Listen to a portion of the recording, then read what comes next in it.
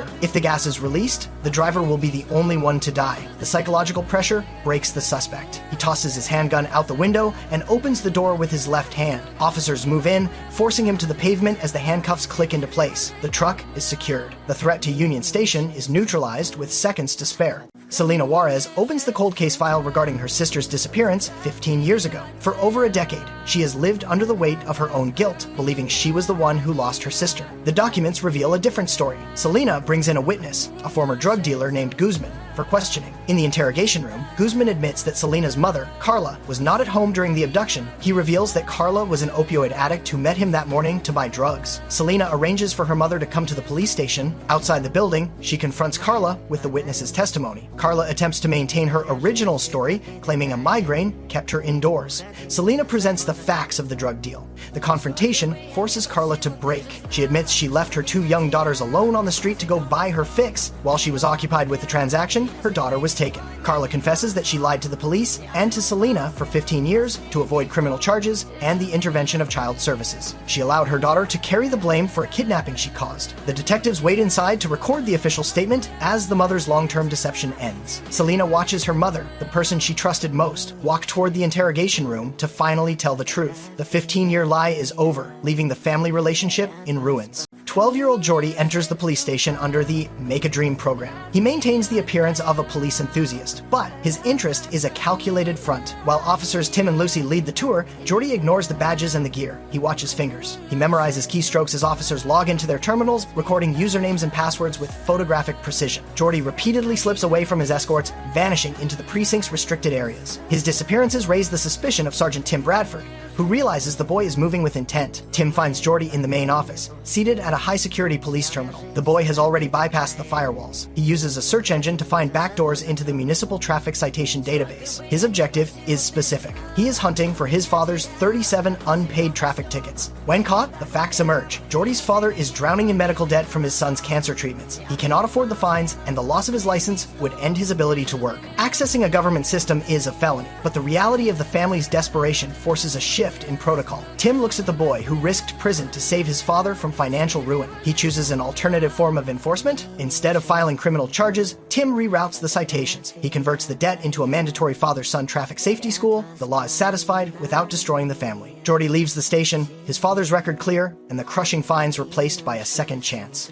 Elijah stands by a running wood chipper and gives Monica an ultimatum. He demands she infiltrate the LAPD or face the blades. Monica chooses to live. She approaches the LAPD, offering to act as an informant, but the air is thick with suspicion. The detectives analyze the tactical ops plan. They cross-reference the data and realize Elijah's provided coordinates are a diversion. He is leading them into a trap while he moves his product elsewhere. The LAPD pivots. They track the real transaction to a secluded container terminal at the Port of Los Angeles. Under the dim dock lights, the sting operation turns into a high-stakes shootout.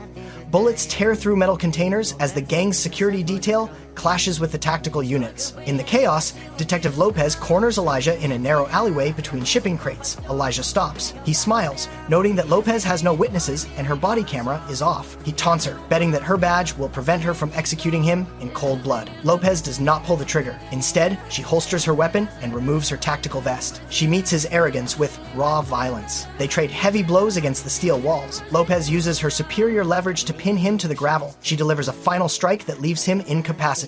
She clicks the handcuffs onto his wrists, ending his reign with a physical reckoning. Elijah's plan for a clean escape collapses into a concrete reality of defeat.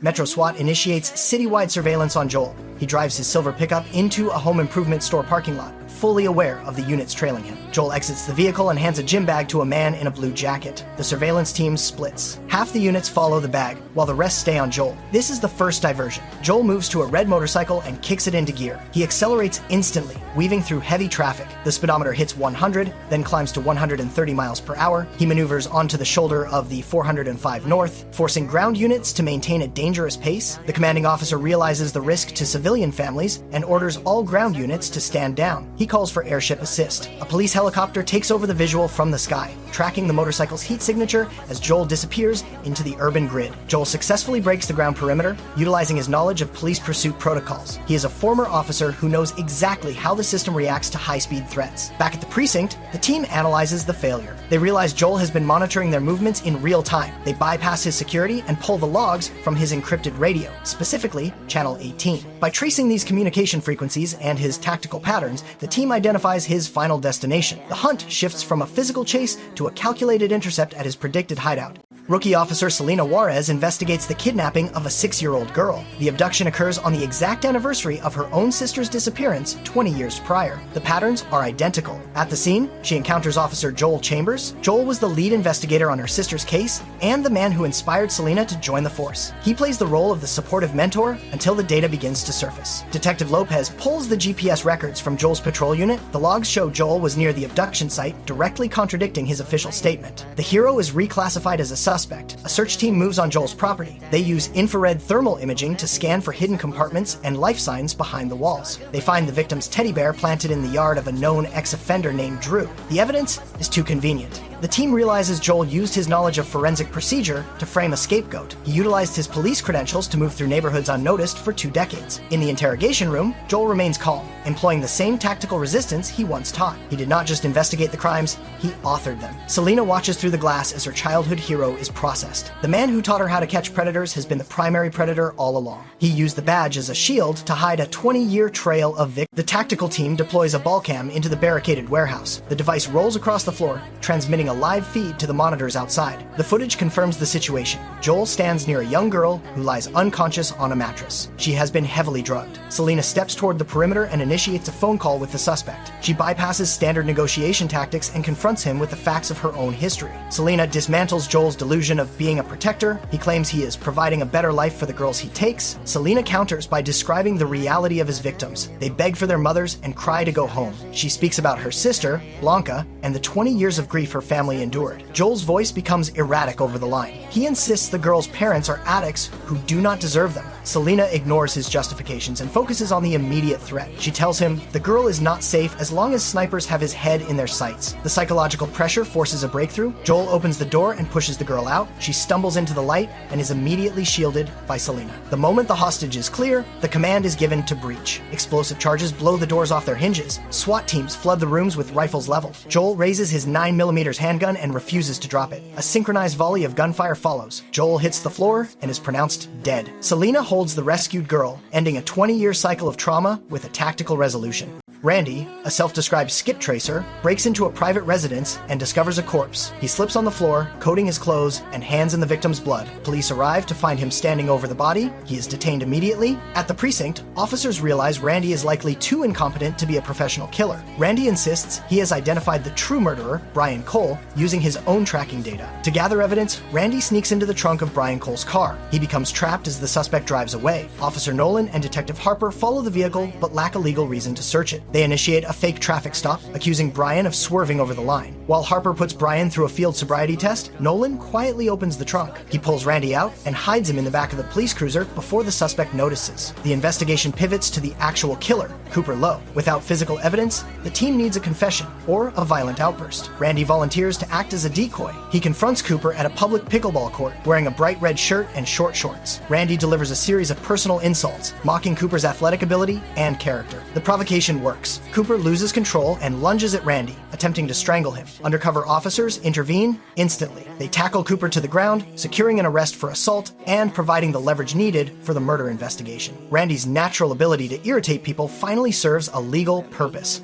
Isabel returns to the police station 8 years after her undercover life ended. She bypasses the pleasantries and uses digital tracking tools to find Dara, the mob boss's daughter she once raised as her own. The investigation takes a lethal turn when the department intercepts a prison phone call. Ed, a ruthless gang leader, orders a hit on his own brother to consolidate power. Dara is now a target in a family execution. Isabel and active duty officer Lucy track the girl to a secluded beachside motel. The reunion is immediate and tense. Outside, a black SUV arrives, and 4 armed assassins assassins step out. They have less than 60 seconds to move. Isabel secures a weapon, her tactical instincts overriding years of civilian life. The hallway becomes a kill zone. Isabel and Lucy execute a coordinated retreat, using the narrow space to funnel the gunman. Muzzle flashes light up the dim corridor as Isabel holds the line with suppressive fire. She moves with mechanical efficiency, clearing corners and neutralizing the threat while shielding Dara. The shootout spills onto the sun-drenched beach. Isabel takes down the remaining shooters before backup arrives. In the aftermath, the silence is heavy. Dara learns the truth. The woman who just saved her life is the same officer who dismantled her father's empire. There are no apologies, only the reality of survival. Isabel stands her ground until the girl is safe, closing an 8-year-old debt with gunfire and a final, silent nod.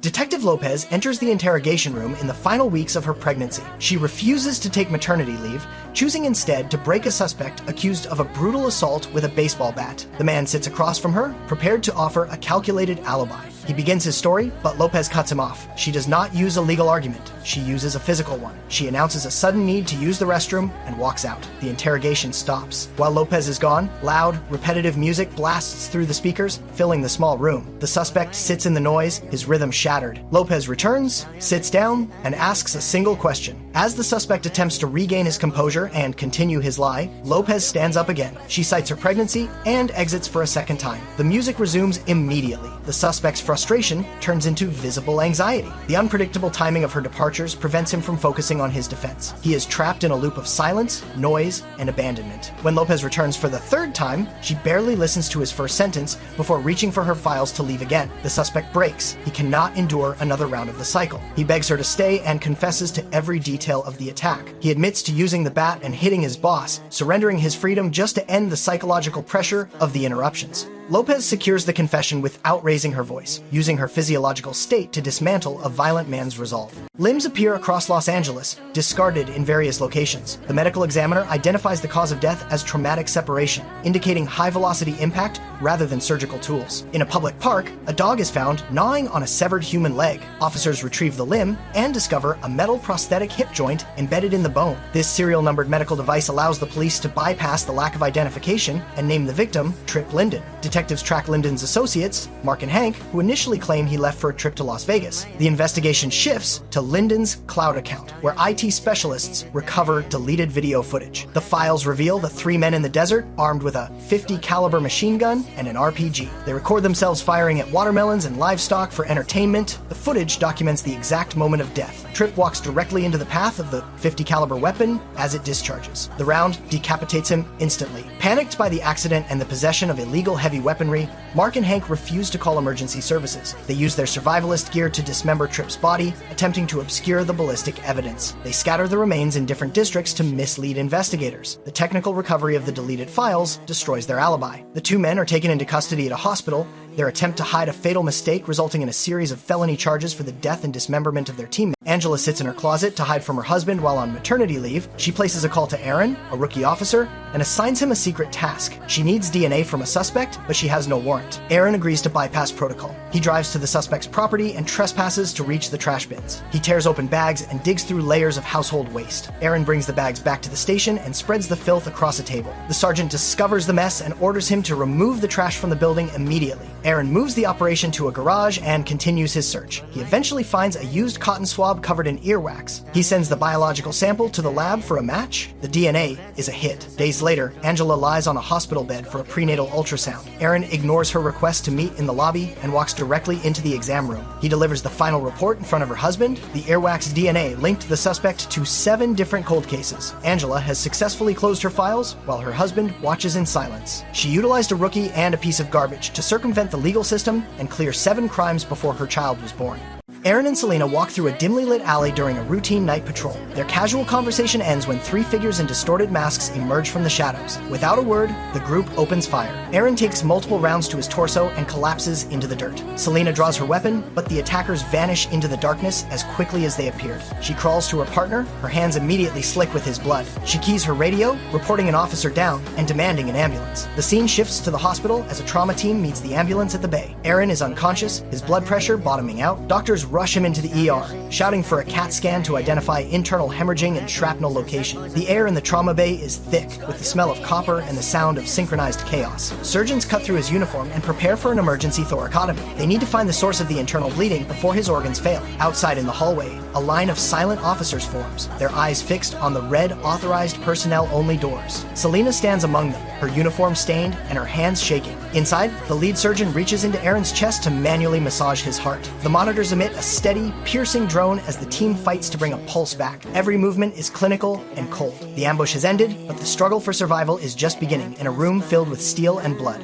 Angela sits in a hospital bed, analyzing a cryptic riddle left by the attackers. She and her husband treat the text as a logical structure, breaking down the semantics of masks and shame. They identify the lines as references to a short-lived 1996 play. At the station, the team utilizes a central database to cross-reference the mask sketches with historical prop records. The search links the items to a theater supply company. They discover 15 masks were recently purchased by Roy Gracco, a two-time felon with a history of violence. Officers use AirDrop to instantly distribute the suspect's profile and the mask sketches across their mobile units. A tactical team converges on Gracco's residence, moving in with rifles raised and body cameras active. They expect a confrontation. They breach the front door and find the interior freezing. A man in a mask sits motionless at a table. The team moves in to secure him, only to realize he is already dead. The medical examiner later confirms Gracco died before the recent ambush occurred. He is a decoy. The officers notice a tripwire connected to the bedroom door. The air conditioning was cranked to the maximum to slow the body's decomposition. They find a massive explosive device rigged to blow. The riddle was not a mistake. It was a lure designed to bring the entire department into a kill zone. The commander orders an immediate abort. The team evacuates the building seconds before the trap can be triggered. The suspect remains unidentified. Assassin Hamza Young slips through the shadows of Officer Harper's home. He moves with professional silence, intending to eliminate her and use her family as leverage. Harper's instincts trigger immediately. She detects the breach and remains calm. Without raising her voice, she directs her family to a secure room. The confrontation begins in the kitchen. Young lunges with a blade. Harper counters, using the environment to neutralize his reach. They trade blows across the counter and into the bedroom. She uses a hammer and her bare hands to break his momentum, delivering a series of calculated strikes that leave the mercenary incapacitated. The scene shifts to a high-rise staircase where the rest of the team is trapped. Ammunition is gone. Dozens of armed hostiles press down from above. The officers lock their tactical shields and initiate a brutal uphill climb. They use boots, fists, and the edges of their shields to clear the path. Every step is a physical struggle against superior numbers. They reach the upper floor and corner the mastermind, Luke Morin. He stands exposed, his security detail neutralized by the sheer force of the advance. The team realizes the true scale of the operation. This was not just a home invasion or a single raid. Morin orchestrated a city-wide diversion, drawing the entire force into a trap to leave the rest of the city vulnerable. The officers stand over the defeated architect of the chaos, realizing the night is far from over.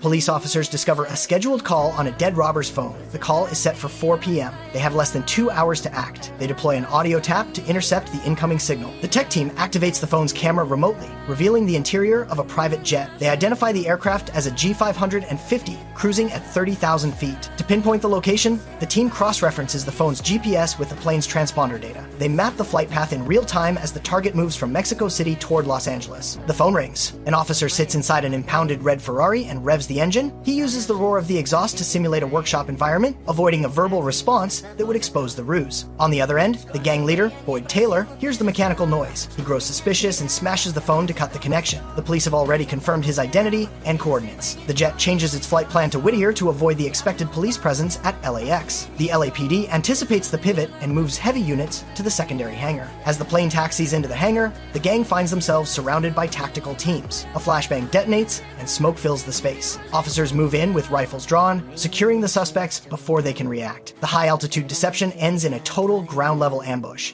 Inspector Gray examines the file on Lucas Moran. The man has $12 in his bank account and a documented history of isolation. Gray realizes Moran is a decoy. The well-funded assault on the city was a calculated distraction designed to pull every available officer to a single neighborhood. While the LAPD focuses on a penniless shooter, the real mastermind operates in the resulting vacuum. At the Federal Reserve Bank, the breach begins. A team posing as Treasury inspectors walks through the front doors. Simultaneously, a tactical unit in gas masks enters through a service corridor. They deploy smoke smoke grenades and neutralize the security detail. A hacker bypasses the bank's firewall, seizing control of the digital infrastructure and the security room. The cameras go dark, the physical and digital shields are gone. Officer Nolan notices the silence on the radio. Dispatch reports that the Federal Reserve missed its mandatory hourly check-in. Nolan is 3 blocks away. He pulls up to the entrance and finds the lobby deserted. He steps inside and sees a trail of blood on the polished floor. He immediately calls for an airship and tactical backup. The realization hits too late. The bank is already under siege. Inside the vault area, the first phase of the robbery is complete. Bags of currency are moved with mechanical precision. The leader receives word that the police have arrived. He does not retreat. Instead, he initiates a pivot to secure the exit. To eliminate any trail, he executes his own accomplices on the spot. He leaves no witnesses and no survivors. The mastermind's plan succeeds because the police were exactly where he wanted them to be. Banks wraps a $500,000 Lamborghini around a tree in Beverly Hills. He is rushed to the hospital, but his fingerprints trigger an immediate hit in the federal system. He is a known member of a violent heist crew wanted for murder and armed robbery. LAPD officers descend on the hospital to secure the suspect. Realizing he is trapped, Banks grabs a scalpel from a surgical tray and seizes a nurse. He drags her into a patient room, holding the blade against her throat. The hallway fills with armed units, but the suspect uses the hostage as a human shield, blocking any clear line of fire. Officer John Nolan attempts to negotiate through the door, offering medical attention and a deal. Banks is not moved. He knows his criminal record ensures a life sentence, and he refuses to become an informant. The psychological standoff reaches a breaking point as Banks decides he has nothing left to lose. He prepares to kill the nurse out of pure spite. Detective Harper crawls into a tactical position, sighting her weapon through a narrow window. She coordinates with the team to cut the power. The room plunges into total darkness. In that split second of confusion, Harper fires a single, precise shot. Banks is neutralized instantly. Officers storm the room and pull the nurse to safety. The suspect lies dead on the floor. Detective Harper surrenders her weapon for the mandatory investigation. The threat successfully eliminated through cold execution. Rookie officer Selena Juarez responds to a routine neighbor dispute involving a sick dog. She notices the animal has been chewing on a broken ceramic planter in the yard. Juarez collects the shards for analysis. The lab results return a lethal fact. The planter is not made of clay. It is high-purity heroin, compressed and molded into the shape of a garden pot. The drug cartel has been using decorative housewares to smuggle narcotics undetected. The investigation reveals a low-level distributor accidentally sold the product at a local farmer's market. The cartel moves to eliminate the witness. On the night of her wedding, while still in her bridal gown, Selena is abducted from her home. The kidnappers drag her to a fortified abandoned warehouse, demanding the location of the remaining planters. At the precinct, the emergency alert triggers an immediate response. Officers strip off their formal suits and wedding attire, pulling tactical vests over white shirts and ties. They track Selena's signal to the industrial sector. The warehouse is a tactical nightmare with limited entry points. The team implements unconventional breach maneuvers recently studied on a tactical training platform. They bypass the main gates and strike from an unexpected angle. The officers move through the dark with mechanical precision. They neutralize the armed guards using high-intensity flashbangs and synchronized fire. They find Selena held at knife point but secure her before the captor can react. The rescue is clinical. Within minutes, the drug factory is dismantled